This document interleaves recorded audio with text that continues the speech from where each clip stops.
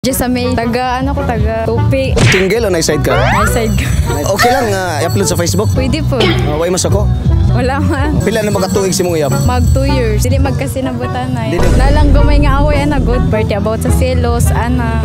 Tapos dili magkaintindihan na sa sulod sa kuan. About sa inyong kinahanglan ba ana good. Gisay nag-cheat?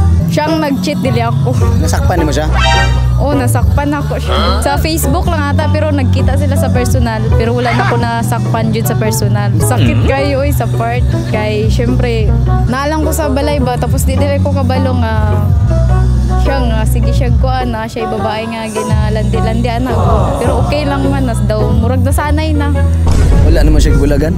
Ano na ko sa mong relasyon nga, murag kami lang yapon kay balik bulag man gud mi ana. Kaway na ba mo tungod sa hangyo siya sa ana-ana?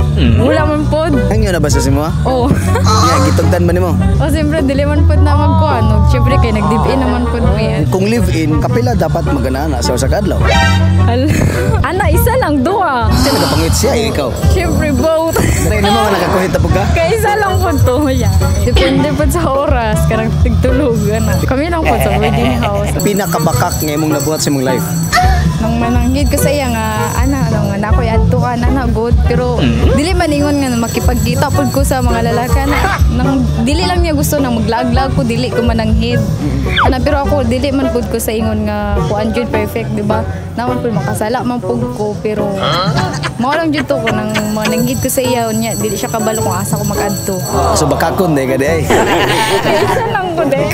Dili man always nga ingon jud. Matry na ba ni sulod mo sa imong hunahuna atong nag-cheat ang imong uyab? Ningon po kasi imong sarili pod nga mag-cheat pod ko. Nakahunang-una ko anak ko nga maghimalos ko sa iya pero murag dili pud ko nga murag kabalugod ko makontento gud di ba nakita na ko sa iya nag-cheat siya unya ako gusto na ko unya makauna-una pud ko nga lain pud ba basi unsa pud ba nang biska nakasala siya okay na sa ko gipasaylo lang nako siya anak ko kay syempre lalaki man pud siya dili man pud tanan nga naa siya tama anak god pero giintindi na lang nako siya siguro naay ko lang wala sa ko unya nakita na niya sa uban murag na feel nako nga unsa ba ipakita jud nako sa iya kanina buhaton nako nga para dili niya pangitaon sa uban anak nag-cheat na ka nakatry ka wala pa naka-cheat ko sa iya atong time sabay pero murag wala sa mi sa kuan kanang nami feelings nga duha god murag abi na mo nang dula lang ba naging uyab mi pero dili ingon nga kami jud tong nag-uban na mi kanang wala pa mi nag-live-in pero nag-cheat ko ato ka isa lang pod